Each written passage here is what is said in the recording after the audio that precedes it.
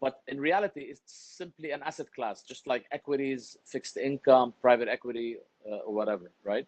Now, the types of real estate that exist are, there's commercial real estate, rental properties, commercial properties, and rental properties are a building that you rent out. Commercial properties are maybe an office space, and then there's raw land. يعني أرض is the way we use it in Lebanon. Ironically, in the science of real estate, raw land is considered a speculative investment. يعني it's considered the highest risk type of real estate investing. The conventional wisdom in Lebanon is that it's the safest. In reality, globally, it's the most speculative, يعني the most high risk one.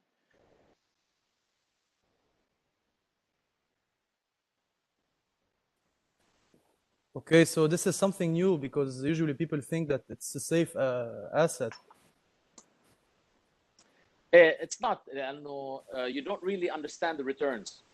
In Lebanon, sometimes we buy land, you say, buy land, it's going to double in 2 years or something like that. This is, of course, totally nonsensical.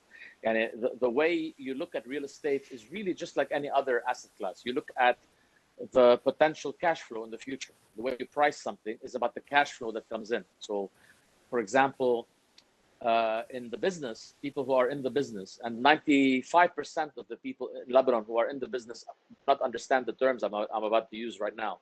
For example, there's a term called NOI, net operating income. Net operating income is the return that you get from rentals income, minus the expenses, things like taxes or management company or cutting the grass, maintenance, whatever. So this is called NOI, net operating income. The other concept I'm going to talk about is cap rate. Capitalization rate is the NOI divided by the price you pay. This is the actual return of real estate. So for example, in the United States, the cap rate on average before the crash of 2008 or 2006 was 7% everywhere. Some places like New York City are much, much lower. They could have been at 4% or 3%, and some places would be higher if it's a rural area. If you're in the inner city of Chicago, for example, after the crash in 2000 and let's say 11, the cap rate reached, in some cases, 35%. 35%. In other words, if you put in $1 million, you make $350,000 a year. You make your money back in less than 3 years. Now that may look like an attractive investment on the superficially, but in reality, there's a lot of problems with that because of the ability to collect and so forth, and because of how bad the neighborhood is. So if in a good neighborhood, the cap rate is lower, and that's where you get some of the upside through appreciation. Okay. One of the cliches, and this is a cliche not in Lebanon, it's a cliche in the United States. They repeat this in the finance books a lot, that the biggest investment you ever make is your home. Okay. My view is that if the biggest investment you ever make is your home, you're a loser, because it means you couldn't save enough money outside your home. So I kind of hate that cliche. But one of the things we have to understand is in investing, a lot of people I see in Lebanon will buy an apartment in Paris, an apartment in London, an apartment in downtown or whatever. These are not investments. They're shitty investments, because buying one apartment is usually a very bad investment, meaning that the return on that money, like if you rented it out, your return would be something like 1% or 1.5% or 2%, which is a very bad investment. And this doesn't include vacancy times of vacancy. It doesn't include maintenance. It doesn't include somebody calling you up in the middle of the night because their toilet broke or some stuff like that. So a better investment, a real investment, is if you buy the building, even if it's a small building with 4 apartments, what's called multifamily housing. So for example, a building with 4 apartments, that is when you start talking about investing. But buying one solo apartment in London and one in Poland. Now, there are people who made money out of this stuff. And generally, when you're told these stories, especially by Lebanese, but in general, there's what's called the survivor bias. They will, people like to think of themselves as good investors. So they'll tell you the good stuff, not the bad stuff. They'll tell you, I bought it at $500,000 and sold it at $700,000, something like that. They don't include, if they have to fix it, they don't include taxes, they don't include some bad stuff that happened along the way. And sometimes there's luck. You don't buy an apartment for 500 and it goes up to 800. That's more luck than vision. There have been cases like that. For example, if you bought in Romania a few years before they joined the EU, or before people knew they were going to join the EU, then you would have made a lot of money, because that's more of an adjustment of those countries to the EU environment rather than anything else. But in general, when you buy something because you think it's going to go up, there is an inherent assumption here of somebody being an idiot. The guy who's selling it,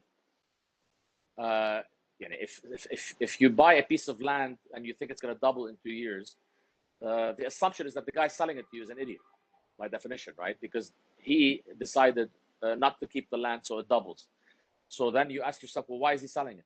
The answer is, you say, well, he needs the money. Well, if he needed the money, he can always, he can always borrow against it, right? Wait 2 years and then sell it and pay off the loan with 5 or 10% interest a year. So obviously that's not the case. The case is that he doesn't think it's going to go up. You know what I mean? So somewhere it's kind of a zero-sum game. The reason I say land is speculative, because there's a lot of components that go into developing a piece of land, especially if it's pure raw land and it's not zoned. You got to get the zoning rights. You got to build. You got to stuff. Now, of course, a lot of people made a lot of money in the good times in Lebanon, doing exactly that, buying a piece of land and building. It's kind of it was a formula at one point, but that was a bull market, meaning that prices were rising, and as you know, a lot of amateurs entered the market. 5 or 10 years ago, you had dentists and people working as as employees somewhere, who were just building and selling, and we kind of had a glut of properties, as you guys may know, for a long time. But in reality, pricing real estate in Lebanon was difficult because there was a lack of transparency. There was no publication anywhere that told you what the right price is. In fact, if you, Victor, wanted to buy an apartment in a building, if you and I entered that building on the same day and looked at an apartment with exactly the same specifications, it's quite possible in Lebanon that I would overpay by 30% if I happen to be less sophisticated than you, meaning I have less access to information. That situation would not be possible in the US because of something called MLS listing, multiple listing services, which is, it tells you exactly what the price per square foot or per meter is, so that you end up paying within 5% of each other, depending on a lot of factors. But in Lebanon, because of lack of transparency, and this is one of the things that happened in the bull market before the banking crisis, was that there was a total absence of information about what the right price is. And because of easy borrowing, people weren't concerned so much with the price, they were concerned with the monthly payment. So a lot of people were paying up. And this was a way for real estate prices to have been propped up at artificially high rates. Okay. And this is, of course, when something is propped up at an artificially high rate, you guys may remember this from your economics classes, and the supply-demand curve, what ends up happening is a surplus of supply on this end. And this is why you saw a lot of buildings in Lebanon, a lot of cranes and empty buildings that were not being sold for many years. And the reason for that is that the guys entering the market were executing their business plan on the basis of the artificially high price. And they were assuming that they could still sell at $5,000 a square meter. Okay, so in other words, they shot themselves in the foot by artificially keeping the prices up high. Of course, they got kind of saved by the banking crisis and now, despite their stupidity in what they did, what ended up happening over the last year is that they sold all this empty inventory to escaping Lollar, which is, again, a very Lebanese thing. In real estate, there's a bunch of ways you can appraise properties, to tell how much something is worth. There's there's comparables. Comparables is by you look at the neighborhood, how much everything is selling per square meter, the average, and you say, okay, if the average is 2,100 square meter, you do an adjustment for the quality and location and say, okay, this apartment is worth $2,300 per square meter. This is called comparables. Again, in Lebanon, very difficult because there's lack of transparency and there's lack of access to data. because the data in the government is not accurate because people understate what they paid, so they don't pay taxes, right? And everything is hearsay, so you don't really have enough information. So the comparable method in Lebanon is very, very difficult to use. The other way is cost basis. Lebanese love cost basis. Yani, what does the land cost? What does it cost to build? And then let's tag on some profits, and then that's the price. And this is one of the reasons you get another myth in Lebanon. And this session is going to be about myth busting. The idea that somehow there's a floor below where real estate doesn't drop. Yani, if the land is worth X and the cost is $1,000 per square meter, let's say land is worth $500 per square meter, the building cost is 1,000. Therefore, it's not possible for an apartment to drop below $1,500 per square meter. This is a myth that's propagated in the Lebanon. Of course, the reverse of that would mean that, yani, you've seen a lot of people that say their cost base is $1,500 per square meter. They did a business plan to sell at 2,000, yani 33% profit. When prices were rising, they had no problem selling at 2,500, 3,000, whatever people were paying.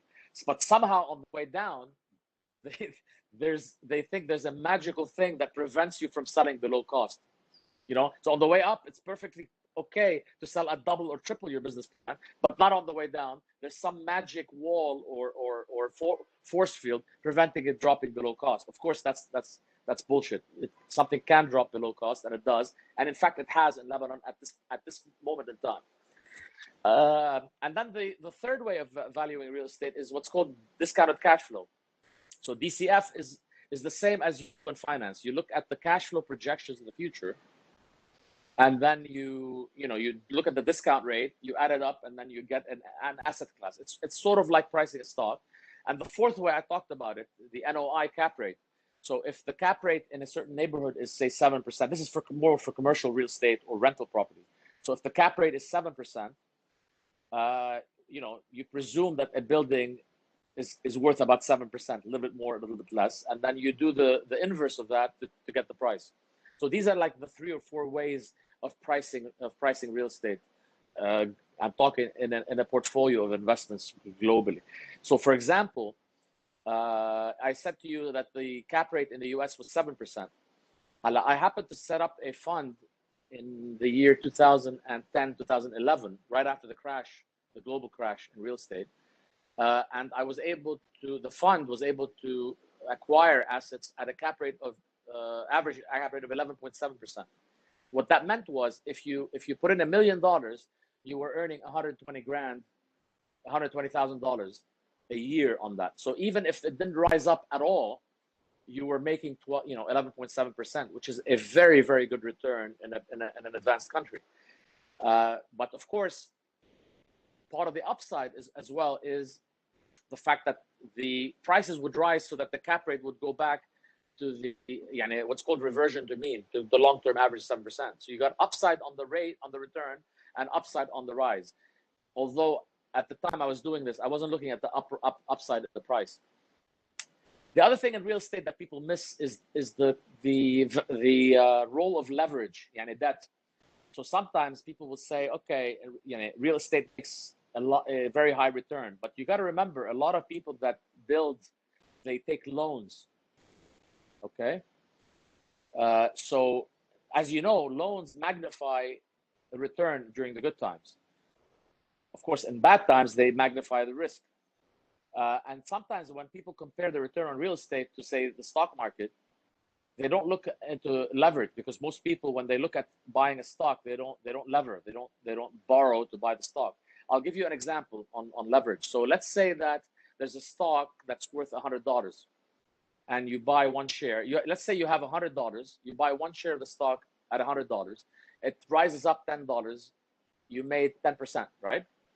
Okay, that's option one. If you leverage 2 to 1, and you used your $100 to buy 2 shares, so now you made $20 on the 200, but you really put in only 100. So you made $20 on the 100, so you made a 20% return, and then subtract, say you borrow at 5%, so you made 15% on the same $100 for the same idea. Okay, so the leverage here magnified the return. In fact, let's say that it went up 50%. So the stock price went from 100 to 150. So again, if you didn't apply leverage, you made $50, 50% return. If you applied leverage, you made you made 100 on 100, so you made 100% minus 5%, so you made 95%. You doubled your money. Now, but let's reverse it. Let's say the stock dropped 50%. So if the stock dropped 50%, you lost $50 in the first case. If the stock dropped 50% in the second case when you levered, you had $200, it dropped to 100, but now you owe $100, but plus the 5. So now you've actually lost more money than you had. You owe the whole 100 that you had plus $5 in interest on top of it. The same way in real estate. So in real estate, if you're borrowing, it magnifies the return. But if you go through a deep recession like what happened in Lebanon a few years ago, you're in deep doo-doo.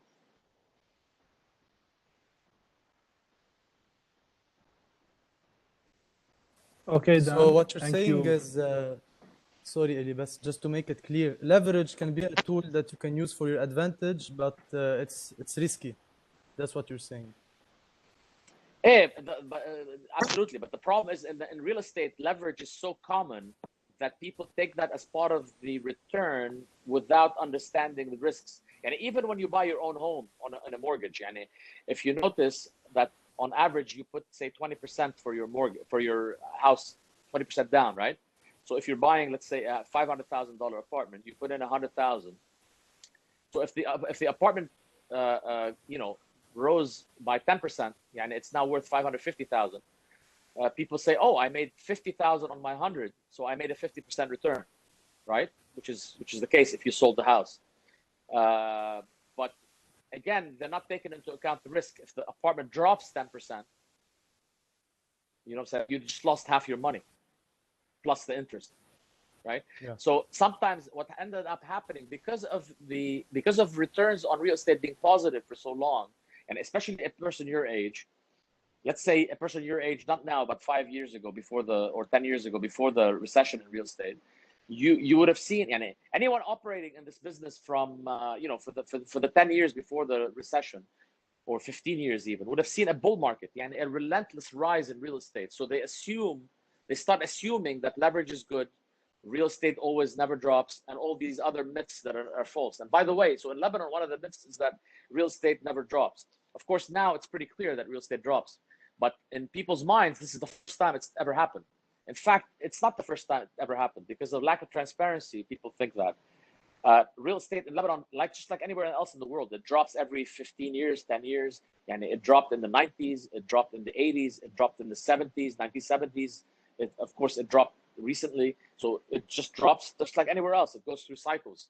But in Lebanon, the problem with real estate in Lebanon is that they look at entry point 1 here, and then 10 years later, or 20 years later, or 30 years later, the point here. They don't look at what the path in between. So in between this and this, a lot of this stuff happened until it got back to this. And this is the same thing as the stock market. So for some reason in the stock market, if it ever drops to here, they look at it, oh, stock prices drop. But in Lebanon, they'll just tell you, yeah, but in the long run, if I keep it for 20, 30 years, it'll be higher. Okay? It's an illogical way of thinking. It's just, like, why apply this principle here but not here? And if, for example, there's people today I talk to that are buying real estate. They'll say, okay, I'll buy it. I'll use my Lollars to buy. And I'll tell them, look, it's going to drop in the next 2 years. I said, yeah, but eventually it'll go back up. I mean, if I told you that there's a stock today that's $100, it's going to drop to 50, and then it's going to go to 200. Would you buy it at 100 or wait till it drops to 50, then buy it at 50? You see what I'm saying?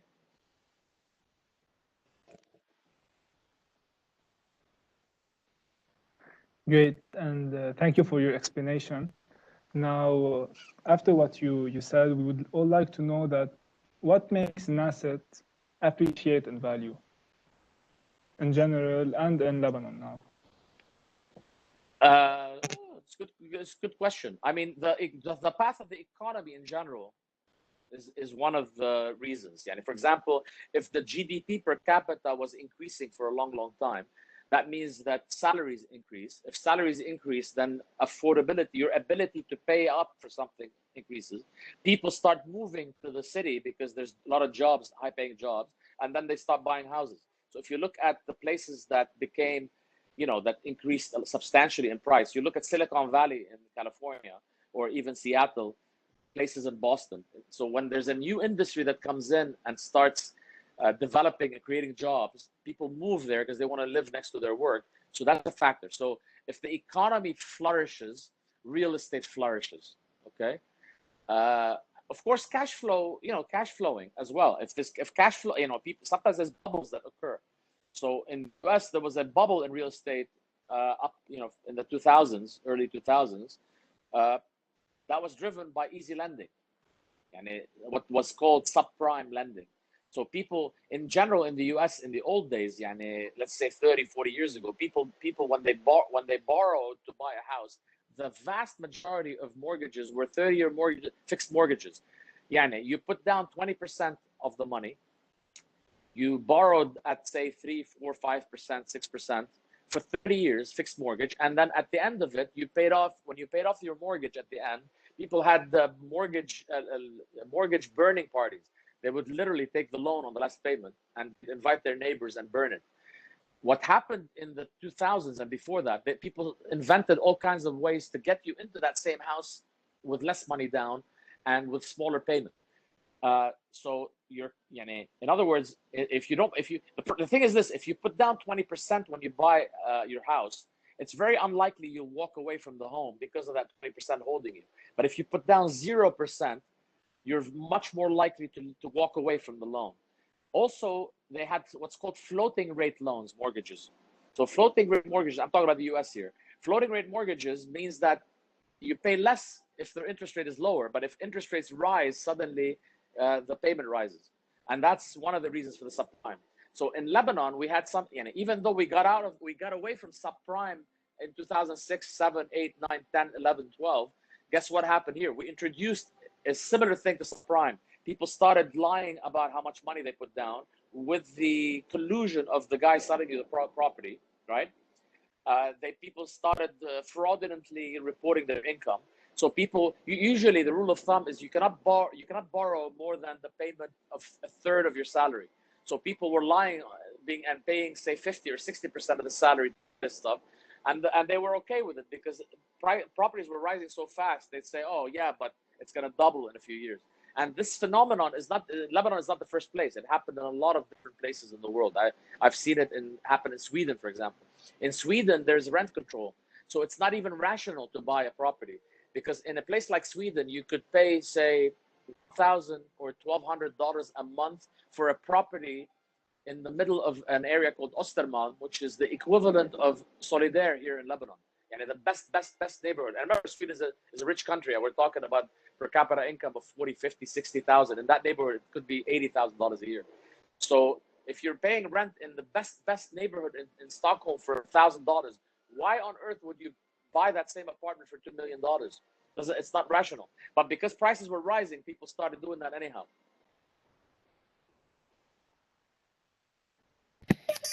So we've been talking a lot about having profits and making a certain return, but could you guide us through the process of finding a good deal? So how do we research for it? What sources are reliable? And what are indicators that would push us through a certain investment in particular? Right, Ala. The first thing that we have to understand is that buying an apartment is not an investment. Okay, we keep saying investing. People use the term in Lebanon, investing in your apartment. It's not an investment. An apartment is a place you live. So the reason you buy or don't buy an apartment are personal and have nothing to do with the return of the apartment. Okay, so if you're going to buy an apartment that you're going to live in with your wife or husband, that's not an investment. Let's just start there. So why do you buy an apartment? Okay, it depends on your time horizon. So say you have a job in Lebanon that you love, and you're not going to leave that job. You're relatively stable. It's a good company, and you bought an apartment. You want to buy an apartment, and you know you're going to be in that job for 10, 15 years. You can think of buying. If you're going to move jobs every 3 years, or you're going to move to Dubai after a while or whatever, then obviously you shouldn't buy. Okay, so unless you own the place for 5, because of the transaction costs, to the paying the broker and stuff like that, it's irrational to buy an apartment unless you live in it for a long time. the decision to buy an apartment to live in versus renting is really personal. And from a financial perspective, they're about equivalent. In fact, renting is slightly better sometimes. The decision to buy is if you're very picky about the apartment, like you like to have purple walls, you want to have mirrors on the ceiling, a jacuzzi in the bedroom, his and her bathroom, stuff like that, then you buy an apartment. But if you're not very picky about that stuff, renting is fine, you know? So when we talk about investment, we talk about investing in a multi-family house, yani a building, a building, it could be small building, by the way, but a building with multiple apartments, that's an investment. A small mall, a commercial space, multiple offices.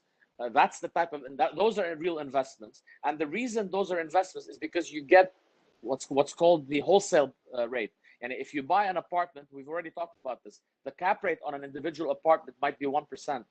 The cap rate on a building might be 7%. So because you're getting, and it's the same thing as if you buy a big box of chocolate versus one piece of chocolate. You get a better price by buying the big box. So anytime you do an investment, when you look at what are the criteria to see if it's a good investment, you start out with the cap rate. The cap rate is the best indicator. So let's say the cap rate is 7%. You look at the interest rates in the country, meaning that what is the risk-free rate in the country and how much higher is the return on the real estate investment than the risk-free rate. And you also look at alternative investments. What is the return relative to a bond? What is the return relative to a stock? What is the return relative to other stuff? If you see that the return is higher than other stuff, that's when you do due diligence. There's got to be a reason. There's no free lunch in life, right? So sometimes the reason that the cap rate is much higher is because you have, say, tenants that are very difficult to deal with. Let's say you're in a neighborhood that where let's say the rule of law is less is applied less than another neighborhood, right? And in Lebanon, you know that there's neighborhoods where the government control is weaker than other places, right? One would assume that the cap rate there is going to be higher than if you're in a neighborhood where a rule of law applies, right? Same thing as I gave you in that Chicago situation. So I actually went and looked at those buildings that were paying the rates of 25, 30, 35%. And you literally, you could feel the danger in those neighborhoods. So the problem there is that in theory, I was earning 35%. In practice, I had to go, and if they didn't pay me, I had to go knock on the guy's door. And I don't know if this guy had a shotgun. Do I need to hire bodyguards to go down there with me carrying machine guns? And if they carry machine guns, who's more powerful, the guys I brought with me or the guys there? So those are some of the issues there. All else being equal, if you have a cap rate higher, that's a good deal, unless there's something that's hidden, some problem that's hidden that you haven't seen. That's the due diligence on a deal. And as we know, the market is always cyclical. So how would the value of the asset change with this cycle, and how would you face these challenges? So when you do, there are spreadsheets, there's apps that do this stuff, and there's spreadsheets that you can develop. You look at, you have to, when you buy an investment, you got to look at the net operating income, all the rentals. You make an assumption on the occupancy rate. Okay, again, I'm talking commercial real estate because you guys are the real estate club here. So I'm talking a bit more sophisticated than average. So you look at the rental, you do, for example, when I buy properties in the fund that I told you about, I make an assumption of a certain occupancy rate. Let's say I say the occupancy will be 95%, and vacancy is 5%, meaning that I will rent out 95% of the time my stuff is going to be full. That, by the way, is not an unreasonable assumption in a place like the United States. Of course, if you get a case like Corona, right, that things change, right? The occupancy will be much lower, vacancy much higher. So one of the things you do in investment, you make an assumption on the capitalization rate, the cap rate, the NOI, net operating income, how much rent is coming in. You make an assumption on the expenses. The expenses kind of are going to be fixed, right? Because you know how much you pay the management, you know how much you pay taxes, you know how much all the stuff is. What fluctuates more is the rental income, right? The rent, and then that's when you do a sensitivity analysis. You go and make an assumption. Well, what if the cap rate the occupancy went down to 90%? What if it went down to 85%? Can I still make the payments on the mortgage if you have a mortgage, right? So these are the types of things you got to look at in making an investment, to look at the risk reward proposition. Great. السؤال أكيد as Lebanese investors كلنا ناطرين جوابه. Do you يعني بتنصحنا to use Lollars to buy real estate؟ وشو سيناريو ناطرنا بالليبانيز real estate scene؟ اوكي سو هات نبلش بالهيدا اليوم. It's pretty clear يعني انه people that are buying using Lollars are people that are not buying because they were planning on buying. These people that are buying because it's Lollars running for the banks. So they're expecting a loss or a haircut in the banks, and therefore they're running to real estate. So the motivation for the sale is abnormal. Okay, I think we can all agree to this. And also, you know that there are people buying multiple units. And I'm sure you know people buying one, and rich people buying 1, 2, 3, 4, 5 units. So what does that mean when somebody buys 5 units? It means it hasn't reached the end user yet. Yani the end user is a person buying it for real. Yani it could be one of you guys after graduating from AUB, getting married, you want to buy a place. You would be the end user. So the guy that bought 5 apartments, he's an intermediary between the real estate developer and you. So it's a transitionary thing. And if you notice, so developers were all too happy to be selling at Lollars because they had a lot of loans. So they paid off loans. And in fact, the numbers are quite striking. The loans that have been paid in the last year or since the crisis are over $20 billion. Remember, this is a recession.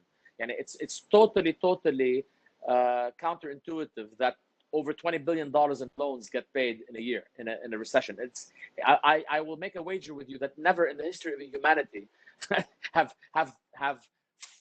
at the time, let's say it's about 1/3 of GDP in loans got paid off. This has never happened in history. So this is all Lollars escaping. It's not real purchases. If you notice what's happening, and this is where the trend comes in. So the intermediary who bought 2, 3, 4, 5 apartments, what is he doing now? He's trying to sell, but he's not accepting Lollars or bankers' checks. He's saying, I want 10%, 20% cash, or all cash, right? You've probably seen this development. So if we were to extrapolate and project to the future, there will come a time, especially when all the loans drop to 0 or to NPL level, non-performing loans. They drop to the level where whoever is going to pay the loan is not going to pay the loan, can't pay the loan. So when that happens, everybody will demand pure cash. So the question here is this. Remember, pure cash is the cash that's going to come in. Where's that going to come from? We know it can't come from the Lebanese banking sector because it's broke. We know that the incomes of Lebanese in lira have dropped by 80%. Right? So anyone saving is now saving 80% less than he or she would have been saving before. We know that Lebanese expats are not doing as well as they were 5 or 10 years ago. We know that the net worth of the average Lebanese has dropped massively because of the collapse of the banking sector. We know that the Gulf Arabs are not buying. Therefore, if we project to the future, we know that banks are not loaning mortgages anymore, right? So therefore, if you project a year in the future and make an assumption that all transactions are going to be in cash, real dollars, not Lollars, then the demand is going to be much less. Some people mistake desire with demand. I get a lot of people telling me something like, oh, a lot of Lebanese are going to get married, therefore they're going to buy houses. Okay. A lot of people are going to get married, sure, makes sense. That means they want houses, not that they can buy houses. Remember, demand is desire plus the willingness and ability to pay. Desire plus willingness and ability. I could want a Bugatti, but if I can't afford $3 million to pay for a Bugatti, then it's just desire. If I have $10 million in the bank and the Bugatti costs $3 million, then if I have the desire to buy it, the capability to buy it, then that's the real demand. But then you're talking about 1 year horizon. But what about 10 to 15 years, Well, it doesn't matter. It doesn't matter. I gave you the example of you've got an asset that's pricing at $100 today. I'm telling you it's going to drop to 50. Maybe or maybe not, it'll go up to 150. So you're saying I'm going to buy it at 100, knowing it's going to drop to 50 because eventually it's going to triple to 150. So save that step here, buy it at 50 over here. Let me phrase it differently. If it drops to 50, to get to 150, it's got to triple. And imagine an apartment, $1 million today, it's got to be worth $3 million for you to be able to make money. Doesn't make sense. So Anna, my hypothesis is this. that real estate is going to drop by at least 50 to 75% over the next 2 years. I'm telling you, that's what's going to happen. If you believe what I'm going to tell you, if you can not believe me if you want, but if you believe me, why on earth would you go into and buy something at 100 that's going to drop to 50? Wait till it drops to 50 and buy it. Okay, I see. But the thing is, people, they think about Lollars and fresh. So if I buy now at $1 million, Lollars, I mean, and then it drops to $500,000, let's say, and then it goes back up to $1 million, but fresh this time, in 10 years or 15 years. So it means that I got my money out of the banking system. Everyone else, maybe that they will get the insurance on their bank account. Right, let's get the numbers in real dollars, not Lollars. I know Lollar is decaying every day. So you bought it for $1 million Lollars today. In other words, you bought it for 300,000 real dollars. Okay, so for it to go back to $1 million dollars, same as what you put in as Lollars, it has to more than triple. Which triple? More than triple. You see my point? So you are making a bet that in the next 10 years, that real estate is going to more than triple. Now, remember, your GDP today is dropped by 50% and it's moving even lower. So the GDP per capita. So how can real estate, if the whole GDP's dropped, incomes have dropped, minimum wage in Lebanon now is $70 a month. It's lower than Bangladesh. So on what basis are you making an assumption that real estate is going to go up? If you're going to rent today, you got to start with the rent. If rent drops, what happens to prices? It will drop. Exactly. So if your income drops, rent drops. If rent drops, prices drop. See what I'm saying? So the assumption of prices rising is incumbent upon the whole GDP rising, expats prospering. Okay. Now remember, our expats today are not doing as well as they were 5 or 10 years ago because there's a lot of competition now from a lot of countries. And I can tell you, for example, in my sector, when I was in Dubai 12 years ago, every bank, Middle East operations was run by Lebanese. Every single bank. Today, there's maybe 2 or 3 of them. And by the way, the salaries of those guys are less than salaries we were making 10 years ago. So expat wealth has been decimated in Lebanon, their savings. Their potential savings today are much lower than they used to be. Lebanese in Lebanon salaries have dropped. Lebanese savings in Lebanon have dropped. So all of that is the demand. Remember, demand, desire, plus ability and willingness to pay. So if the ability to pay has dropped on all fronts in Lebanon, therefore, the apartment you said you bought for $1 million today, which is really 300,000 US dollars, is going to drop in the next year, not go up, because when in a year, all transactions will be cash. Do you think there's going to be enough cash to absorb all that demand? Yeah, I see your point. Okay.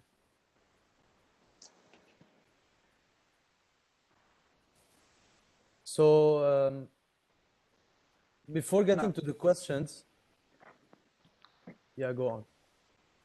Now, as young people that are studying in AUB, if we have to leave the country or stay, what would you a good return on investment for people of our age range, if we want to take risks and invest, even if the conditions aren't in our favor? You actually have money that you want to invest? Yes. No, Okay. fresh dollars. Okay. We want to invest. So, what should our aim be? I'm investing. I'm a 21 years old student investing in Lebanon. What should I expect? Look, Anna, my view on investing is this: you start very young. The most important part about investing is saving.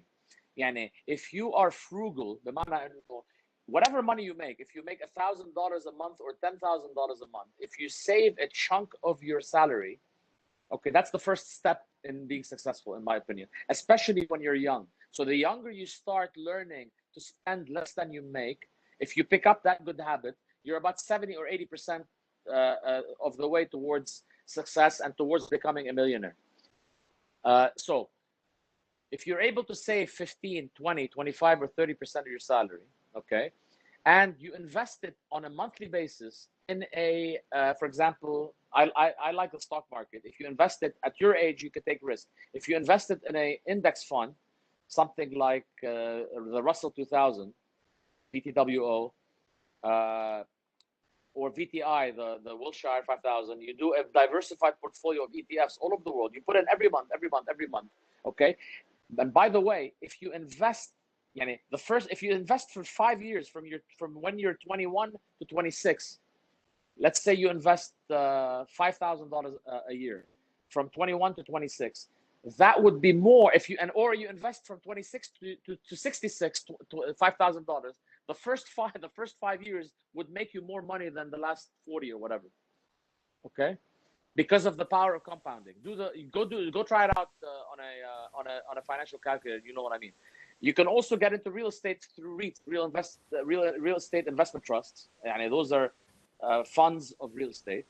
And of course, if you want to become, you guys are the real estate club. If you want to get into the real estate game, you can get into the real estate game. There's a lot of, there's Lebanese that set up a fund in Berlin, for example, that I know, etc. You can set up, you can pool some money together and start investing along the lines that I'm telling you about. You buy these apartment rentals, office spaces, or whatever. You do the analysis I told you about, cap rate, NOI, and so on, and you can even get a little bit of leverage along the way if you want to take a bit more risk. And so these are various ways of doing it. You think it's a good idea? The most important part, Khaye, is the saving. Save more, saving more. People in Lebanon sometimes, not in Lebanon, all over the world, they look for the get rich quick. You know what I mean? There are ways of getting rich quick, but they require innovation. If you're Bill Gates in your dorm room, you invent an operating system, or you're Zuckerberg and you invent a platform that 2 or 3 billion people are on, you'll get rich if it picks up. Google, etc. These are at a different level from me and you. But for the rest of us, if you save a chunk of your stuff and you put it into a diversified portfolio, stocks, bonds, and you can even get into real estate. And I don't advise Anna buying real estate rentals and stuff like that as a part-time job, because it actually takes a lot of work, but you can do it professionally. And there's nothing wrong with you setting up a fund that invests in real estate in various places. And you got to look at the geography too.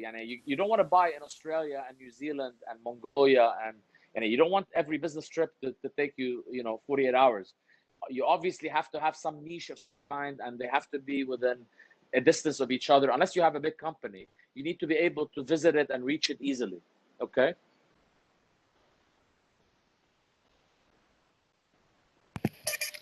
I think with the current situation, people are very afraid of risk.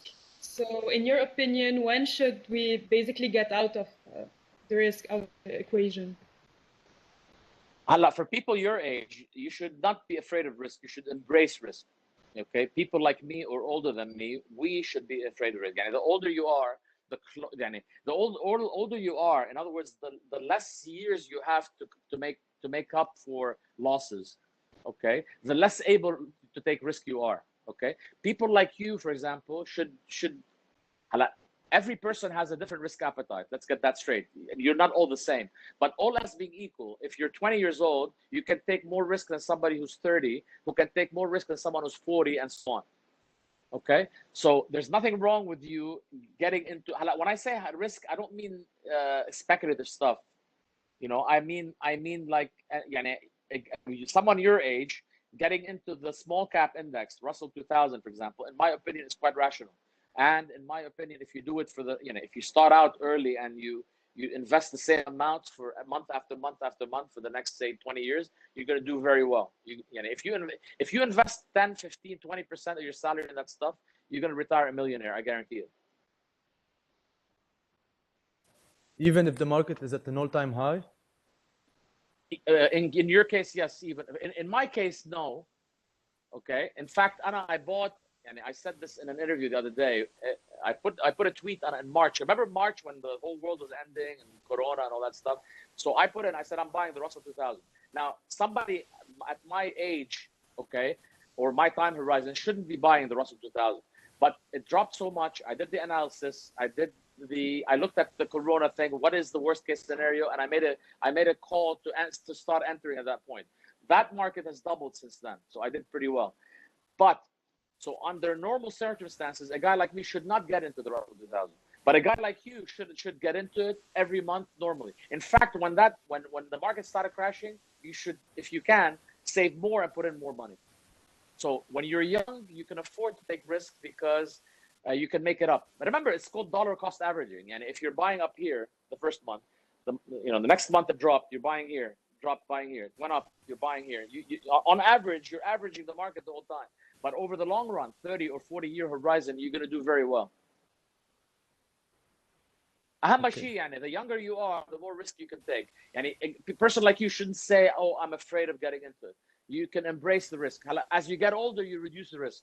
So at 30, you don't put in all your money in the Russell 2000. Maybe you put in Wilshire. At 40, you start putting bonds in your portfolio, stuff like that. Okay, you start taking less leverage risk. And when you're younger, you can use leverage more. Let's say on a real estate investment. When you're older, you shouldn't do it because you don't want to be 60 and go bankrupt. But if you're bankrupt at 20, no big deal.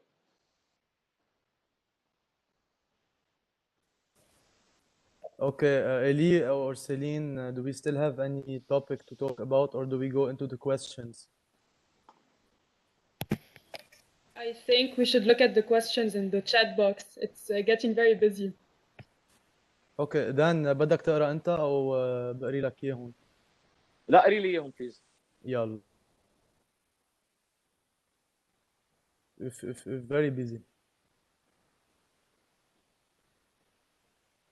كم واحد نحن؟ 150. اوكي. عندك جمهور. طيب then, do you think that real estate developers, they should sell now, even in Lollar or check? It's a good question. My opinion is you need to turn your Lollars into real dollars.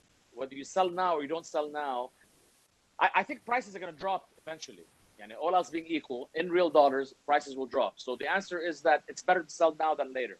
But if you sell for Lollar and you can't liquidate it or you can't transfer it to real dollars, that's about a bad idea in my opinion. So the answer is it depends. In general, prices are dropping. But if you can't turn it to real dollars, it's better to keep it the way it is. Keep it in real estate.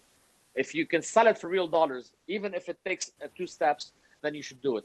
That's my advice. Okay. So start. Jamil asks, Dan, many assume that the price of real estate inflated in Lebanon because the government followed a demand-side management with the loans. What is your opinion on this? There's no question that there was a bubble already, and the bubble was aggravated partly by the lack of transparency that I talked about. So a guy like you coming in to buy a few years ago didn't know what the right price was. And then when they introduced easy lending, low interest rates, all you care about, there's a lot of people that went to developers and said, can I buy this? And they didn't ask what the price was. They said, what will my monthly payment be? So if they can afford the monthly payment, they just bought without regard to the price. And developers were executing their business plan on that basis as well. So the answer to your question is there's no question that the government or the central bank policies aggravated the real estate bubble. It was a bad mistake. Okay. Skip the questions that are already answered. What are your thoughts? Yahya is asking, what are your thoughts on the market in Dubai? I know Dubai is a super volatile market, but is now a good time to invest in an apartment, for example, in Dubai Marina, that pays 6 to 7% of return? Okay, so I answered this question at the beginning. There's no such thing as an investment in a sole apartment. If you buy an apartment because you want to live in it, okay? Or you buy an apartment because you spend a considerable amount of time in it. So there's no such thing as an investment in an apartment. There's an investment in a building or in multiple apartments, and multiple family units. I don't consider an apartment an investment. okay, let's say not an apartment, a group of apartments. You look at, you got to analyze it. You look at the مش group يعني one here, one here, one here. When I say group, I mean a building. يعني you buy the building. Again, building doesn't mean a high rise like the high rise is behind me. A building could be a small building. There are buildings that are 4, 5, 6 apartments. If you can't afford it, you just save until you can afford it and you buy the building. Anyway, if you buy the building, you look at occupancy rate, historical occupancy rate, net operating income, يعني rental expenses, cap rate. You look at all that stuff. If the return makes sense, then you buy. And I don't answer questions. Yes, buy in Dubai. You look at the macro and then you look at the micro. If the cap rate, the return makes sense, you do it. And if your cap rate in Dubai, and if you look at a building, and let's say it has some commercial space, and you have an anchor tenant, and you have a Walmart or someone like that in it. Okay, I mean Walmart is big, but you know what I'm saying. Some reputable type of company, and they have a lease that has 8 years to go. Right, and 80% of the leases are like that long term, and the return on that, the cap rate is something like 11%. Okay, then of course that's a good investment. But if you look at a building and it's all empty, and around it there's a lot of empty buildings, and around it you don't see anybody there, so who are you gonna rent it to? That's a bad investment. See what I'm saying? That's the kind of stuff you got to look at.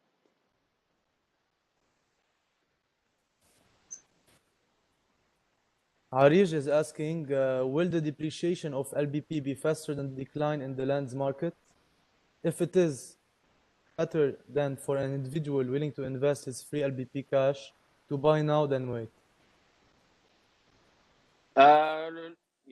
Yes, land is better than LBP. The price of land, actually land is speculative. I've said this before. Land is speculative. In Lebanon, land today is the worst real estate investment. It's the exact opposite of what your grandfather used to tell you. Because land, the value of land is something in what we call in real estate the best and highest use. If you look at any appraisal form in respectable countries, the way they appraise it is by looking at the best and highest use. For example, let's say you have a piece of land. Let's say I have a piece of land in the middle of Solidaire. And let's say I built a statue of my grandfather Latif. And let's say I did a whole garden for my grandfather Latif.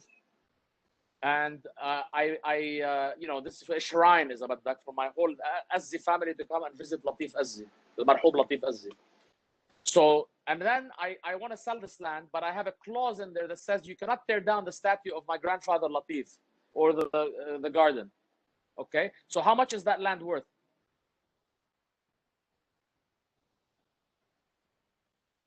A lot less. What is the land? Sure. A lot less than its original value. How much would you pay for a land in Solidaire that has my grandfather Latif and a garden, and you're not allowed to do anything with it?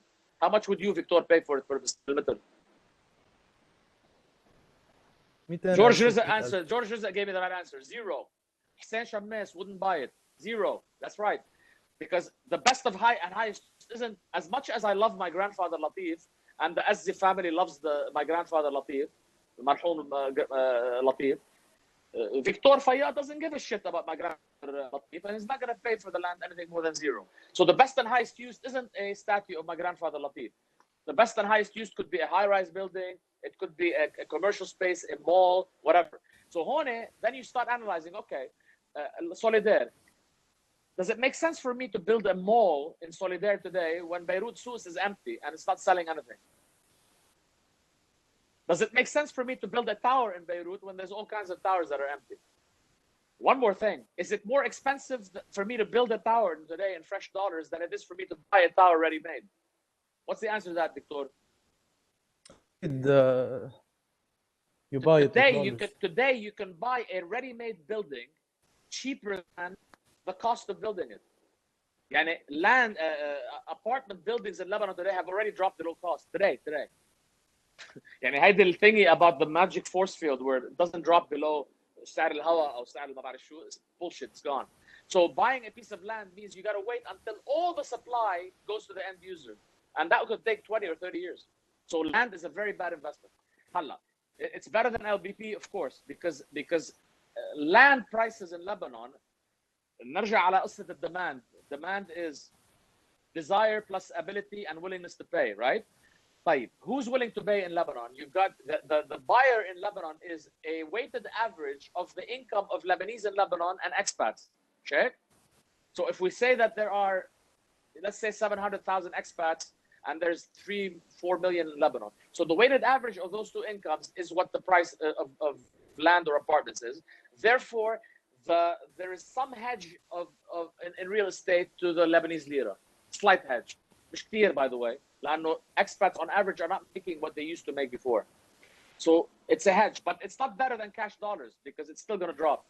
لأنه it's still overvalued today. So if it drops 50%, obviously having cash, and if you have an apartment for 300,000 and 300,000 cash, if you buy the 300,000, you're going to lose half or 2/3. If you keep it, the apartment drops to 100, you buy 3 apartments like it in 2 years. Or just buy Tesla. Tesla كمان is Tesla كمان is overvalued because I mean Tesla's a nice car. I've driven it. I like it, but is it worth more than all the other automotive makers all over the world? Of course not. Is what the price says is every person on earth is going to sell his car, Toyota, Mercedes, BMW, and buy a Tesla. It's clearly it's a very successful marketing gimmick. Okay. So when the loans are all paid off, it'll converge to lira. It'll converge to 1,500 or whatever Riyadh Salem it tells you the lira is. So it's if nothing changes, it converges to close to 1,500 per dollar. Or if he decides to give it to you all at 3,900 simultaneously, then it's still 1,500, except the lira that will be the same ratio, but it'll be 20,000. okay. So I think all is. Jad Khalaf is saying, do not what is left after spending, but spend what is left saving. Nice. That's very good advice. I was meeting a guy today, just now before I saw you guys, and this guy says he's in Dubai. He's saving 50% of his salary. This guy is way ahead of the curve. I know another guy who used to work for me. He makes $250,000. I asked him the other day, how much do you save? He says zero. He saves zero. He makes $250,000 a year, saves zero. This guy makes less money than him, and he saves half his salary. This guy makes 40% less, and he saves half his salary. So which one of these two is going to win the race? Obviously, the guy with making less money. That's right. It's all about saving. Okay. I don't know if I'm missing. The other guy gets a better table at Sky Bar, by the way. You know the turtle and the story of the turtle and the rabbit and the turtle or whatever. Anyway, the turtle wins. So it's not turtle and rabbit. Fast. It's a marathon, not a sprint. Yeah, absolutely. I like the idea of get rich slow.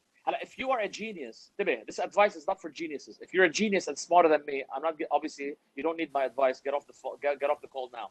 So if you can invent the swipe phone or Google or something like that, then hang up, get off the phone. If you're the rest of us human beings, then get rich slow this is the way to do it. It's about saving as much as you can of your salary, minimum 15% to 30%. And putting it in an index fund long term. You guys it's a beautiful age. You guys are in your 20s. I wish somebody taught me this shit when I was in my 20s. Thank you for teaching us now. I have a friend of mine. I'm going to give you an example. I have a friend of mine, a girl. She worked 2 years of her life. She saved $10,000 each year. $20,000. Okay. She's in her early 40s now. She's worth $400,000 just from that money because of the compounding. $300,000 or $400,000. She, by the time she retires, by the way, she hasn't worked except those 2 years. She got married, had kids, blah blah blah. Because of those 2 years, she'll be, and by the time she's retired in 60s, she'll be a millionaire, all because of those first 2 years that she saved. And it 10,000, 10,000. In Russell 2000 indices, by the way. Nice. Tomorrow we're going to check it out. By the way, on an investment books, Random Walk Down Wall Street. You gotta read that book, Random Walk Down Wall Street. That's a fantastic. That's my favorite investment book for people like your age, and yeah.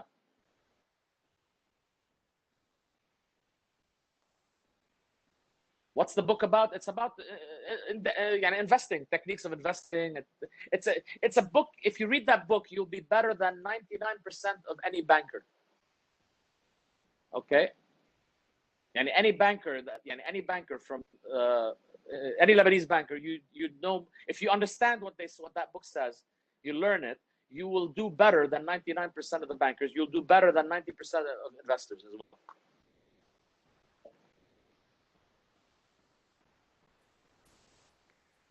Cool. So Aaron is asking, and you save yourself paying all kinds of commissions and fees to a guy like me, so I can buy a Ferrari. Okay. So, if any banker is listening to this call, he'd be totally pissed because I'm cutting into his profits. Random Walk Down Wall Street, Ramzi. Okay.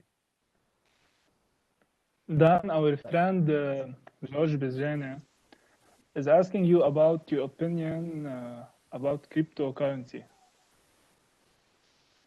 Highly speculative. Okay. I don't think it will end well. This is a complicated conversation. Read my article. I wrote an article called Exorbitant Privilege, where I define what a currency is, and in my view of a currency, not what you read in a book necessarily. And I define a currency as a game on GDP. I don't know if you want me to get into it because it's a bit complicated. You want me to get into it more, Eli? If you want. No, yes, let's dive into. Oh, let's do it at the end. Let's do it at the end so that we can go, because this is a bit of, it's a bit of a complex question. But I wrote an article, Exorbitant Privilege, about it, and there's a couple of interviews on my YouTube channel where I talk about the dollar and currencies and what makes a currency a currency. You can watch those. I don't want to repeat the same thing I said there.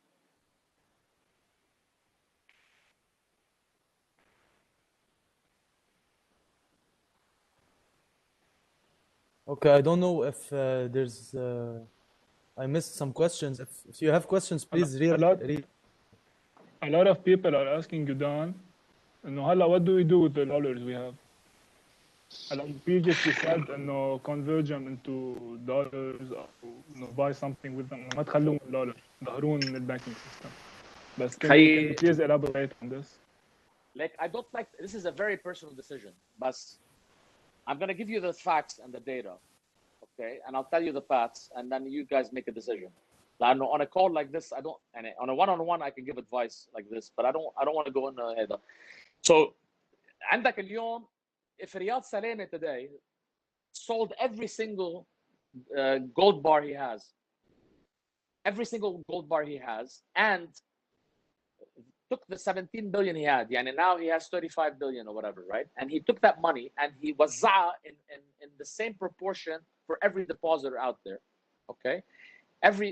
Basically every person will get 32 cents out of every dollar. And the electricity tomorrow will get cut off. There will be no electricity. There will be no more imports. We would be Mogadishu 1993 if you did that. So in the best case scenario, you get 32 cents on a dollar for depositors, and then the next day it's Mogadishu 1993. Look that up if you don't know what Mogadishu 1993 is. So the question is, and of course, he's already told you he's not going to give you the dollars. He's already told you, the government central bank has already said, أنت بلبنان ليش بدي أعطيك دولار أنا بعطيك ليرة. على بغض النظر whether he's right or wrong, or he's already told you he's not going to give you any more dollars. Okay, so if he's not going to give you any more dollars, and the reserves are being consumed every month, the reserves are going down by, on average, on last year, the reserves have been consumed at the rate of $960 million per month. And in November to November, the last time I looked at it, the last time it was published, $960 million a year, yani almost $1 billion. In the summer, 2.5 billion a month left. The summer bus. So basically, at this rate, we're talking about a year and a half zero. Check. If nothing changes in a year and a half, the reserves will be zero. Then we have to sell the gold. So that gets us another year and a half. In 3 years, there'll be zero to pay. So this is one. So at the rate we are going today, if there's no change, the Lollar, there will be nothing against any of the deposits. That's the worst case scenario. Right. On the other hand, if they take some certain measures, they start reducing the balance of payment, targeted taxes, all the stuff we talked about before, they stop printing, they take losses. In theory, they can save smaller deposits. 85% of deposits, 50,000 and below. In theory, today, if you and I were in charge, we can save 85% of depositors. So the question here, the bet you're going to make here is, but that's under 50 type. On the other hand, if you have more than, say, $200,000, $300,000, I don't think a miracle even can save those. No, the money's simply not there. And if you pay off everybody up to 100,000, that would consume probably all the dollars that are in the reserves, minus the gold. You see what I'm saying? So the higher the amount of money you have, the less likely you're gonna get anything significant of that money. That's the way those are the facts. If they take some major measures, you could maybe save some of it. So it's a bet, basically. If you think that suddenly a miracle is going to happen and these guys are going to wake up and start doing the right thing, or if they're going to continue business as usual as they have been. And the capital controls law is a very simple law that protects the reserves from just leaving bilwasta, and it's not happening. So if you believe in we are going to a better place, that we're going to get a good government, these guys, we're going to get some nice men and women who really care about the country and knowledgeable, and they're going to do the right thing, then maybe you'll get 30 cents, 25 cents, whatever. If you don't believe that, then you should get rid of, you should sell it. Depends. Does that answer your question? Adnan asked a question, a cousin. What is the rate determined by? The rate is determined by, remember what I told you? If Riyad Saleh distributes every last dollar, people get 32 cents of every dollar, something like that, right? 30 cents. And the discount happens to be 30 cents. Imagine that the weighted average of thousands of transactions all over Lebanon by people from PhDs all the way down to brevet, right? In Anjar and the South and Beirut, the combination of all these are giving you a rate of about 30 cents on the dollar. And the amount of dollars that Riyadh has, including the gold, is 30 cents. I think it's a neat trick that the wisdom of crowds, the weighted average of all the stuff is equal to exactly the amount that he has. So the answer to your question is that the rate is determined by how much money he still has, the price of gold, the lira, the price of lira in the black market, the 3,900 rate and how much you can pull out of it. The 3,900 rate and how much you can pull out of it, by the way, is an artificial component. That's not a real factor.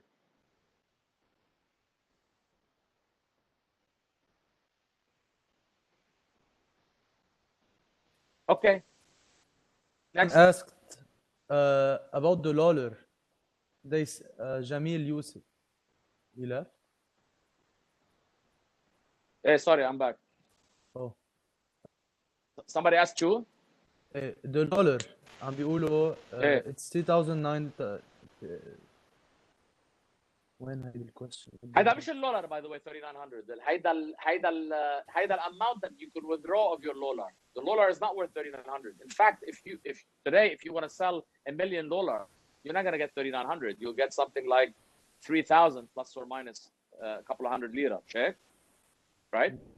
So the Lollar, if you have a big account, and if you have a small account and you can withdraw the whole amount, akid it's worth 3,900. But if you have a big account, it's worth the weighted average of 3,900. How much you can withdraw out of 3,900 plus the projection of what the lira market rate will be by the time it runs out. So today it's worth 2,900, 2,800, something like that. Check. ايه صح. بس في حدا قال ما عم بلاقي السؤال but they're asking if they're going to increase the rate to higher. Like, in my opinion, it was an idiotic to have that rate in the first place because all it did is increase the black market rate. When they did it at the beginning, it was fine because they were trying to save the small depositors. And at the time, when they did introduce the rate, كانت 3200 إذا تذكروا, كان the market rate شيء 33, 34. And effectively, he was trying to save all small depositors under $3,000 or something like that. Do you remember? And then for whatever reason, he kept it on and he kept it on and he kept it on. And now it's creating all kinds of abuse, man. All kinds of abuse. And there's people that are عم بيغيروا على الدولار بالواسطة at 1500 and then turning it around to 3900 and they're creating money out of nothing. So there's a lot of abuse going on with this stuff. The answer to your question is that I don't know if he'll increase. I think it's stupid to increase it. But he might do it under popular pressure. Maybe not. ما بعرف. And I think it's idiotic that they did it. So if I were him, I wouldn't decrease it. But you never know.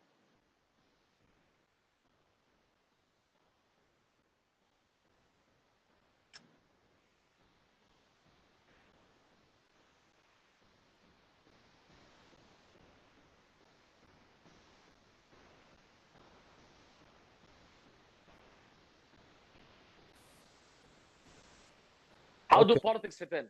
Shall I answer that question? Yeah, sure. Okay, I think إنه نحن we overestimate and we overemphasize the role of politics in the whole thing. Of course, there's two types of politics. Let me define what politics is. There's the internal politics. يعني Hariri dealing with the president, يعني the Prime Minister Hariri with the President of the Republic, the negotiating. This is politics. And then there's the Iranian-US geopolitical thing. That's politics. So it depends what you mean by politics. Obviously, internal politics is a factor because internal politics means policies. But I think most people, when they talk about politics, they mean the geopolitical global thing. And my first thing I want to tell you about that is I think that the Lebanese overestimate our importance in the global pecking order. يعني بمعنى انه people think مثلا انه if حزب turn in their weapons, okay, next day we're going to get this flow avalanche of money and everybody gets their money back. Okay. I think that's idiotic. I'll give you an example. Just the scope of the problem, the size of the problem in Lebanon today is over $100 billion. The sum total of U.S. aid to all the world today is $39 billion. Israel, the largest recipient of foreign aid from the United States, gets $3 billion a year. So what are the chances that the U.S. is going to give us $100 billion because of the deal with Iran? I'll tell you what, it's going to be zero. Okay? To give you an idea of 100 billion, the defense budget of Russia is $66 billion. They're not going to give you more than the defense budget. They're not going to give you more. They're not going to give you 2.5 times the amount they give to the rest of the world. So, in other words, the size of the problem in Lebanon today is larger than our geopolitical pecking order in the world. In other words, the problem has to be resolved internally. And the only way to resolve it internally is, as Sharb al-Nahas says, the equitable distribution of losses. التوزيع العادل للخسائر. Period.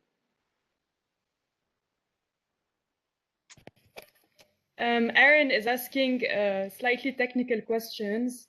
Do you think our EITs are dead because of the Tax Cuts and Jobs Act, especially with housing mortgages being roughly 2 to 3% and retail space dying? Sorry, شو يعني EIT?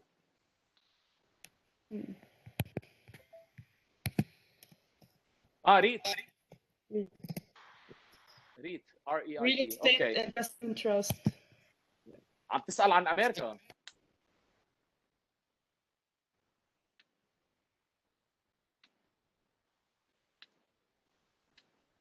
عم تسأل عن أمريكا. Are REITs dead? I don't think REITs are dead. I think real estate in general. I think real estate in Lebanon in general is under a lot of pressure. لأنه because of things like this. يعني normally I would have had this meeting with you guys at the Isam Faris Auditorium, and I'd be there, and you need the building, right? Now, if we keep doing stuff like this, then that building is useless and taking up space for no reason, and costing money and what have you, right? So obviously, real estate is under pressure. هلا There is another question somebody asked, which I'm going to answer. I'm sorry, jumping the line. Somebody asked about the 6240, the World Bank loan. شفتها فيكتور؟ شوفها هذا السؤال، شو السؤال exactly؟ 6240 World Bank loan. عن ال 6240 rate الليرة, what I call the Lollar, the World Bank dollar. What about the World Bank loan and why will it be taken 6240? Yeah. Okay. مين سأل السؤال؟ ناتالي حمدان.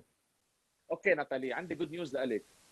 So هات لخبرك القصة, the whole story. So the whole thing started, and I did a tweet on this in October. Basically, foreign aid into NGOs and UN or Kaza in Lebanon, the majority of it used to come in fresh dollar to a fresh dollar account. So اجوا الشباب عنا قالوا لهم لليو ان والان جي اوز قالوا لهم خيي طب نحن بلبنان هون وما بدنا نشجع استعمال الدولار. Do you mind اذا بندفعهم هودي بالليره؟ قالوا له هودي بتعرفي nice guys at the NGOs and UN قالوا of course why not. So حولوا دولار من برا, اجى على الدولار لهون على بنكين, في بنكين especially بيعملوها هيدي. اخذوا الدولار فريش, راحوا عند الصراف قالوا له بدك تعطيني الدولار, قال له بعطيك اياه 9000 8800 whatever. قال له بدك تعطيني ريسيت لانه انا عندي يو ان على كاش. قال له ما فيني اعطيك ريسيت 3800, بعطيك 3900 لانه بتعرف انت ممنوع. راح عند البنك قال له خيي بدي تعطيني الريت, قال له سوري بعطيك 3900. And of course they had to go with that and they started giving the aid at 3900. They started giving the aid at 3900 and the banks processing these transactions were taking the other 5000. يعني 55% of the foreign aid into Lebanon for those guys doing this. عم تحكي يعني $1 billion of foreign aid, $1.25 billion. So the majority that were being done this way was being given at those rates. In other words, 55% was going as bank profit. So when the World Bank came in to negotiate this deal, they went through the same iteration. So they decided to put their foot down when negotiating with Riyad Saleh and the Lebanese government, the Ministry of Finance to be exact. And they got to the rate of 6240, 1.6 times المنصة. The World Bank thought they got a good deal. 6240 is much better than 3900, and on that benchmark they did well. Again, I did a tweet on this thing. This time, for whatever reason, it took مثل WhatsApp $6 tax. So every station, I did interviews on it, blah blah blah, wrote articles, etc. It was a big deal. So they signed off the deal at 6240. We made a big stink. They went back to negotiate. They signed it again. I did another big stink, me and a few others helping me. And then now it's being renegotiated. And the good news that I can tell you right now is that the Lollar, the 6240 rate, is dead. It's not going to happen. At the very least, today the offer is between the international community wants to pay dollars straight to the poor people or the people that need it. And the Lebanese government and the central bank are counter-offering with the rate. يا خيي ندفع لك market rate دخيل عرضك بس give us the dollars. What I can tell you, كمان, and this will come out probably in the next few days, is that they are going to renegotiate not just the World Bank 6240 rate. They're going to renegotiate all of it. يعني عم تحكي $1 or $1.5 billion in aid. So basically, this is one time when activism when activism and يعني it's another form. Let's call it another form of revolution. It looks like to a large extent, we've won on this one.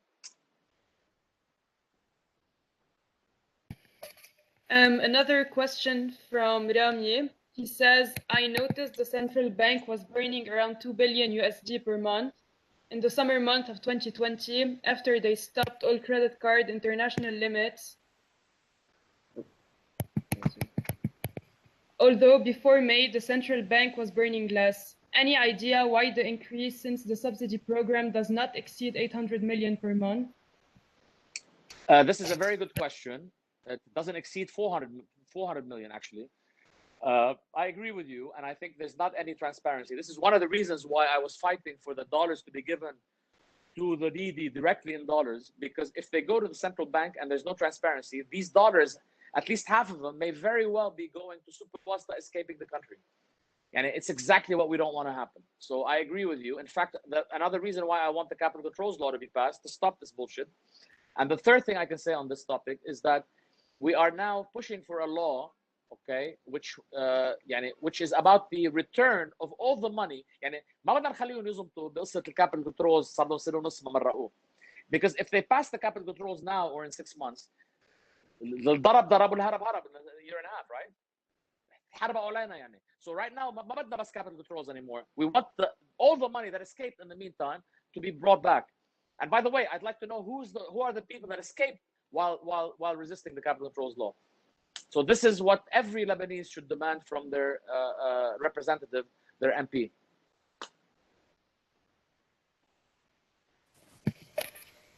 Jad is also asking if the IMF is the only hope or solution to the situation.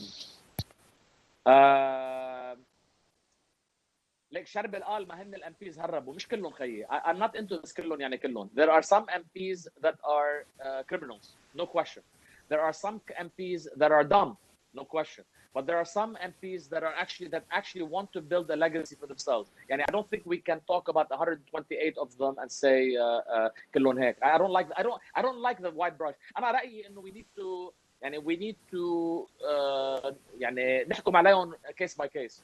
And I've spoken I've spoken to a couple of MPs from 2 blocks when I was lobbying, 3 blocks actually, when I was trying to lobby for this law, and they're quite open to it. يعني إنه it's not far-fetched, it's doable. إذا الشعب اللبناني بيتحرك يعني ما بيضل مايع يعني you know إذا ببلش يتحرك معنا بيساعدنا إنه يروح يعملوا lobbying مع الMPs تبعهم. There's a good chance إنه بنمرقوا هذا اللو اللي يرجع مصاري, and that's the only way you get a part of your money back. لأنه a large part of the money went on iPads.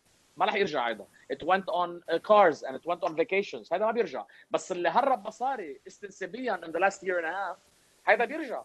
And that's every dollar بيرجع. By the way, it's bigger than the IMF. عم تحكي 4 مليار دولار انت يعني في 3.3 هربوا بالجمعتين 3 كانوا المصارف مسكرين فيها. You know, بأول شهرين بعد الثورة هرب almost $4 billion. That's more than the IMF is going to give us, man. It takes a stroke of a pen من مجلس النواب to get it done. So we need to lobby. You need to pressure the MPs يعملوها. Somebody asked about the IMF. Is it the solution? أنا خيي, I like the IMF only because it provides adult supervision. You know, it provides adult supervision. شو صار هيدي راحت الصور كلها. So يعني كيف يعني adult supervision؟ طلعنا التويت باك هيك your fans can read what you said. ايه هيدي I was in a bad mood. Anyway, so شو كنت عم بقول؟ IMF. ايه؟ نسيت. شو عن الIMF؟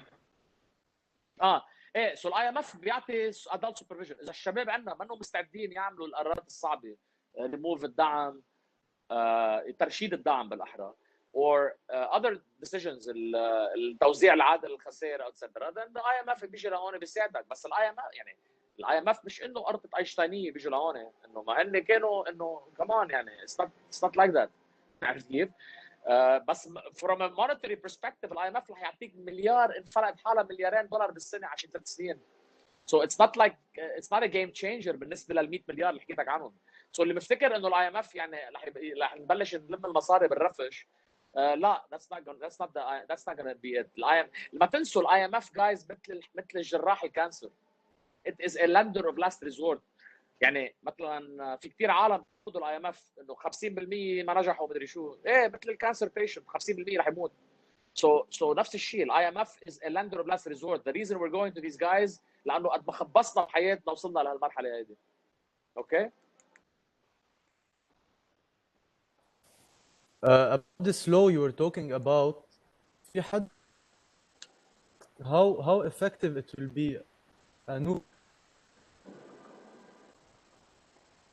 Yeah, you think they can apply it this law? How can they apply it internationally speaking? إذا حطهم بسويسرا مثلا. ايه بالعكس انت سويسري روح قول له هلا انت السويسري هلا اذا بتروح I'm friends with them. I know them well. انت روح لعندهم هلا قول لهم قول لهم انه فيكتور is a politically exposed person. We have reason to believe انه حول مصاري when the banks were closed. They would freeze your shit man in a second. بس اطلب. So لا of course they can apply it. Nice. يعني ما تفكر it's far fetched. If we pass this law خيي التدقيق الجنائي بيجي بيقول لك واحد انه ما بيصير شيء اذا صار تدقيق جنائي. خيي لو ما بيصير شيء بالتدقيق الجنائي why are they fighting it so badly؟ يعني ما تفكرون هالقد اميون يعني لا مش يعني مش لهالدرجه الدنيا صايعه. there are things that we can do. نحن الكابيتال كنترول ليه ما مرق؟ تعرف ليه ما مرق الكابيتال كنترول؟ لانه اذا مرق الكابيتال كنترول وحدا هرب بضل يهرب بالواسطه، بس اذا هرب بالواسطه بتفك له رقبته بترد المصريات. على فكره بتفك له رقبته بترد المصريات anyway بدون الكابيتال كنترول لو، بس الكابيتال كنترول لو بهين لك اياها. على فكره you know what happened؟ قلت لك انا انه هرب 4 مليار دولار اول شهرين بعد الثوره، هودي كانوا يهربوا. بيجي انا زعيم مهم بتلفن لبنك معين بقول له ليك دكتور مرق له $100,000 مثل التوتو بمرق له $100,000 للدكتور. من بعد جانيوري بطلوا يعني هيك. ليه؟ لانه سمعوا بالتهديد الجنائي خافوا الشباب، صاروا هلا يخبوها بالدعم. يعني يعمل حاله فيكتور انه هو هلا الفيكتور اللي هو بالجامعه بالاي يو بي ريل استيت كلاب صار هلا مستورد القمح. This is how they started to escape with their money. يعني صاروا يخبوها. So هودي الاشياء اللي عم نعملها مثل الكابيتال كنترول والتهديد الجنائي واسترجاع الاموال المهربه استثنائيا. This stuff actually scares the hell out of it. حتى اذا بيحطهم ببنما مثلا under an account number that يعني I don't know, I don't really understand. كله tracked man these days. Everything's tracked. ما تفكر شيء مخبى. Everything's tracked. شفت هيدي اللي حكيت عنها انا بالاعلام $273 مليون اللي هربت، هيدي got flagged بامريكا. تلفظوا الامريكان للسنترال بانك قالوا شو هذا ال 279 مليون. you know so لا كله فلاج، كله بيتلقط. ماشي انت حط عليه SAR فايلن SAR مان بجمده بيا للشغله. نحن المشكله من عندنا مان. good news. حدا سأل how do you get out of 100 billion in debt؟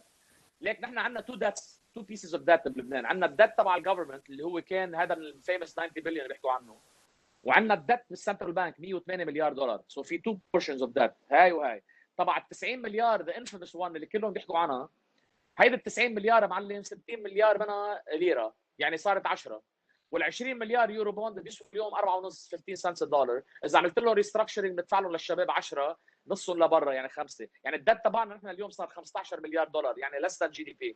هذا ماليه الحكومه، هي دان لحالها حلت حالها لحالها.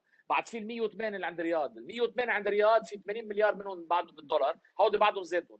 هودي هن التوزيع العادل للخسائر، لانه هودي 30 مليار دولار عمك رياض معك اياهم طاروا. بعد معه 17 منهم وعم بيصرفوا كل شهر، نحن عم نتسلى ببعض.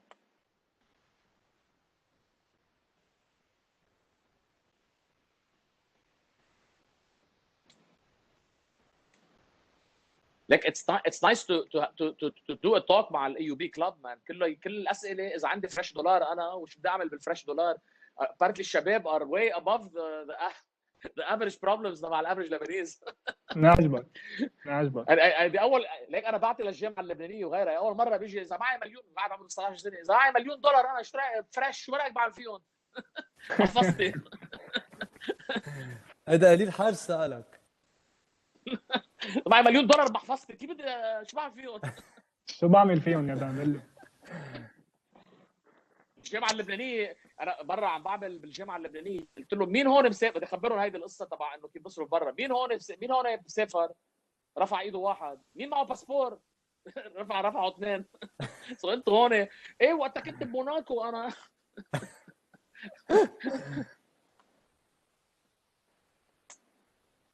anyway off topic. ولاد البابي بروبلم زي محمد، برافو عليك.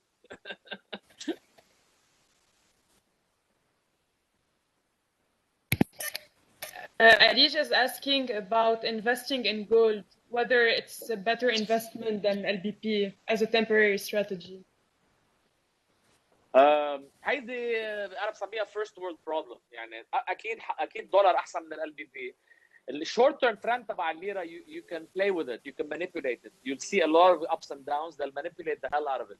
But the long term trend تبع الليره is very negative. It's going to devalue because he's printing money. خيي واضحه. اذا عندك انت $112 مليار بالدولار وعم بيطبقهم على 3900 ومش عم يعطيك قد ما بدك، it's pretty clear انه هودي بدهم يصيروا دولار بالنهايه. سو اكيد الدولار احسن من LBP. بالنسبه للذهب انا ما بحب الذهب كانفستمنت. انا I went to Columbia Business School اللي هي نفس المطرحه اللي راح عليها وارن بافيت we believe in value investing, we believe in investing depending على how much cash does an investment spit off. لاحظ انه بالريل استيت انا ما قلت لك تشتري ارض بالدوبل، شو قلت لك؟ قلت لك you need to look at the best and highest use, what is the discounted cash flow to produce. حكيتك على الكاب ريت، حكيتك على النت اوبريتنج انكم. شو يعني نت اوبريتنج انكم؟ how much cash does it flow. انا بالنسبه لي everything you price is about the cash it does. ما بشتري الماظه انا رح ندوبل. فهمت علي كيف؟ لانه الالماظه اذا بتدوبل او ما بتدوبل you can't really tell. It's a very speculative. يعني you're trying to guess people's tastes in the future. الذهب يعني فهمت علي كيف؟ سو الذهب بالنسبه لي وهالقصص هيدي are not يعني ما في مشكله واحد يكون عنده 2% 5% of your portfolio بالذهب اذا عندك بورتفوليو كبير. بس as an investment class بحد ذاته تحط 40 50% بالذهب I'm not into that kind of thing. The best way to invest بالذهب مثلا والكوموديتيز والالماس is to تهدي خطيبتك او مرتك you know ذهب والماس وهيك احسن من الشانيل لانه الشانيل depreciates. سو تعطيها ذهب وكذا تكون انت عم تعمل investing at the same time. هذا dating advice هون. هول من زمان بس هول فريش كلهم. I think بعد في كتير أسئلة بس we don't have time to cover all of them. يعني ما بعرف. طب يلا last So one. Joe عم بيسأل should we lose 70% to convert. I think I answered this قبل بمرة. It depends on your time horizon. اليوم that's what it's worth إذا رياض فرق لك كلهم. If you feel إنه رح يفرق لك إياهم كلهم then the best case is 30 cents. If the only way انه تاخذ اكثر من 30 cents اذا somehow magically حدا رح يكتب لك تشيك مثلا. يعني basically you need مثلا you need 10 billion for every 10%, something like that. عرفت كيف؟ So how much do you think checks they're going to write us? And are they going to write you the checks so that to make you whole? يعني اذا اجى الاي ام اف اليوم اعتبر نحن طلبنا منه 10 مليار باي ذا واي، هو مش رح يعطينا 10 مليار، طلبنا منه 10 مليار. So do you think ال 10 مليار رح يعطينا اياهم he's going to allocate it للديبوزيتس ليرد لك مصرياتك او do you think he's going to use them for something else? And if he uses them for something else, how does that translate to you getting your money back? See what I'm saying? هلا في يقولوا بيستعملوا هالكلمه الغبيه تبع استعاده الثقه، استرجاع الثقه لاستعاده التدفقات الماليه او اعاده تكوين الودائع. اعاده تكوين الودائع بتضحكني. I have this image in my mind انه قاعدين 4-5 نواب من لجنه المال بشي ابو تحت ولابسين مريول ابيض ومعهم هود الانابيب وعم بيخلط هيدروكلوريك اسيد مع سلفر وشويه صوديوم وامونيوم ويعمل لها هيك. عرفت كيف؟ وعم بيعمل اعاده تكوين الودائع. فهمت علي كيف؟ او هذا السؤال الثاني ابن عمه لهيدا اذا نطرنا 5 سنين ما صار لك سنه ونص بعطك مصرياتك، اذا بدك تخلص اللي يعطيك اياهم ما انت سكت له سنه ونص. بعد 5 سنين كنت تعودت على الكونسبت تبع مثل هلا اوريدي تعودت. انت تذكروا كانوا يعيطوا الشباب وقت ما يعطونا $1 البنوكي. يعني بالاول كان عم يعطيك $1000 بالجمعه، بعدين صاروا 500 300 100، بعد شوي وقفها كومبليتلي. هلا تعودنا نسينا انه مصرياتها بالدولار يعطيهم بالدولار. فبعد 5 سنين you think انه يعني الشباب قاعدين بهالابو وعم بيشتغلوا بهالكيمستري لاب ليعملوا اعاده تكوين. So the answer is that. سويسرلاند وسلامه. ليكو انا I don't like speculation. I don't know the truth. يعني سمعنا انه حول مصاري 400 مليون. I don't know if that's factual انه حول we know انه حول شيء لانه كان اعترف فيها، بس ما بعرف اذا 400 مليون. it depends. اذا حول 400 مليون طبعا مشكله، لانه كيف معه 400 مليون واحد كان موظف بالدوله، حتى لو كان معه $23 مليون نت وورث من 92 نصهم كاش يعني 10-12 مليون دولار ما بيصيروا 400. so اذا ما حول 400 it's probably problematic. but انا I believe in innocent until proven guilty. so في تحقيق بهيدا بسويسرا. one day we'll find out. اكيد جدي لانه السويسريه عاده يعني منهم من النوع اللي اجريسيف بالقصص، فلو ما في شيء جدي عندهم ما كانوا عملوا التحقيق. we'll wait for the conclusion and see. يعني I'm not going to speculate. يعني ما رح فوت في كامبين اليوم، في كامب عم يتهجم عليه بشراسه، في كامب عم يدافع عنه بشراسه. يعني انا بالنسبه لي I'd like to know the facts قبل ما اخذ قراري، بس pretty much اعطيتكم اياه. يعني if the guy is worth 2 billion مثل ما درج media is claiming, then that's definitely يعني definitely a problem. ما justifiable ابدا، لانه الان جرينسبان وبرناكي وكلهم هودي معهم 20 22 25 مليون دولار net worth. So there's no way a guy here can have that net worth يعني when he's working for the government, or he shouldn't have it. But I don't know he does. يعني I don't know if the information they have is reliable enough لنقدر نعمل conclusion. So wait and see is what I'm saying. Does that answer your question?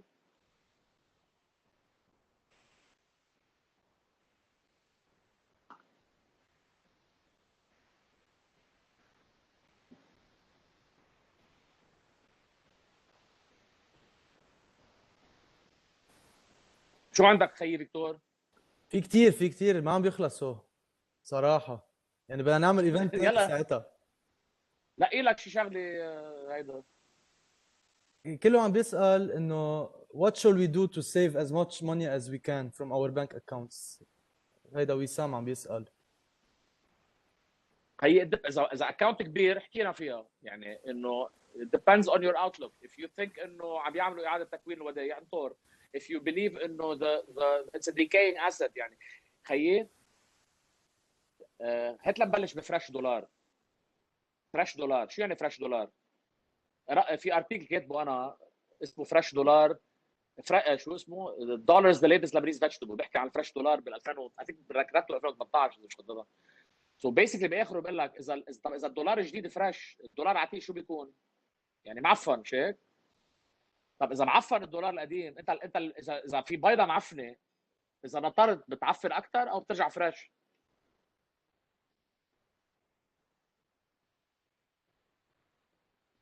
You get my drift? George is asking, what do you...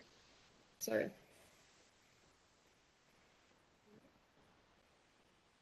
Hey, George is asking, شو? Yeah, he's asking, what do you recommend as an investment when you're 21, 23 to be able to attend a master's in Europe when you're 25, especially that Lollars are gone? And can you still invest with the same risk appetite? لا اذا الشورت تيرم ما فهمت شو يعني ماسترز، بس اذا شورت تيرم يعني الهورايزن تبعك، وانا وقت قلت لكم انه you can be aggressive in your 20s. ماسترز ديجري got it. انا عم بقول اذا الشورت تيرم هورايزن تبعكم then you can't take risk مثل عمره 60. So اذا عندك long term horizon 20 30 40 years horizon, okay, then you can take higher risk مثل الراسل 2000 اللي هو سمول كاب بامريكا، اشياء شبيهه من النوع. بس اذا انت عم بتصمد على 3 سنين فقط and you need the money after 3 years, and if you don't have the money it'll change your life in a negative way, then obviously you cannot take that much risk. Okay, يعني you would invest like a 57-year-old. Kamal asks, are banks playing any tricks with fresh dollars sent from abroad, meaning it is safe for us to have any sum of money sent to a fresh dollar account here in lab? Different banks are behaving differently. Some banks عم بيلعبوا games، مثلا بيقول لك تبعت له 10000، بيقول لك تعال بكره خذ 3 وتعال بعد جمعه خذ 2 وتعال ما بعرف شو، يعني كيف basically انت جربه والاكسبيرينس اذا عذبك روح عند غيره. This is my recommendation. Recommendation number 1. Recommendation number 2 is don't send more than you need. Recommendation number 3 is use يعني the best banks. مثلا the foreign banks obviously are better than the Lebanese banks. Among Lebanese banks, certain banks are better than others. Okay.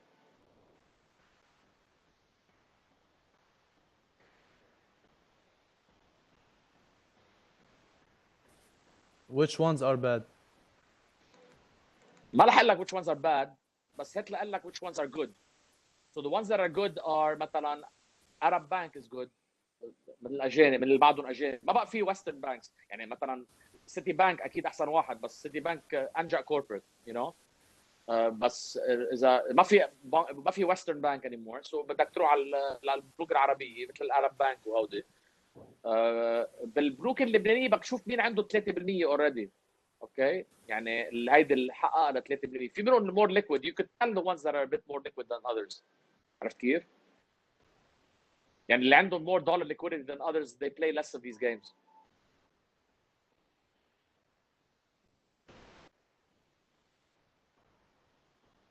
انا عدنان عم بيسال what to invest in Lebanon. انا قلت لك انا بالنسبه لي نحن we consider ourselves global citizens خيي.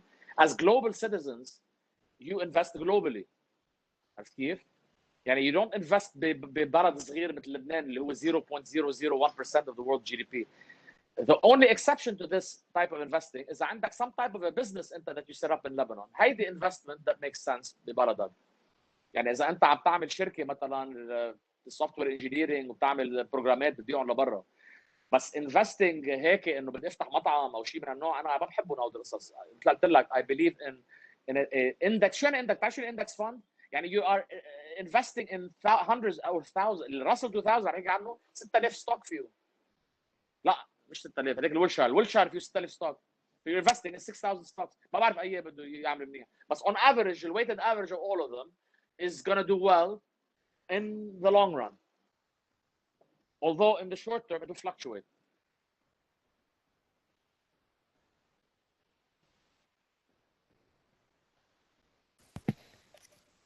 I think we've answered most of the questions in the chat. The rest is repetitive. Okay, great. Agreed. Okay.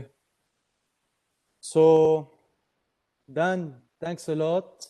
عن جد كتير interesting الايفنت. كتير تعلمنا اليوم. Good. ان شاء الله we see you again. انا عادة بيعزمني مره ما بيعزمني مرتين. لا بدنا مرتين وثلاثه بعد لانه ما بنشبع. All right, good. Okay. يلا have a good night. Thanks man. Ciao.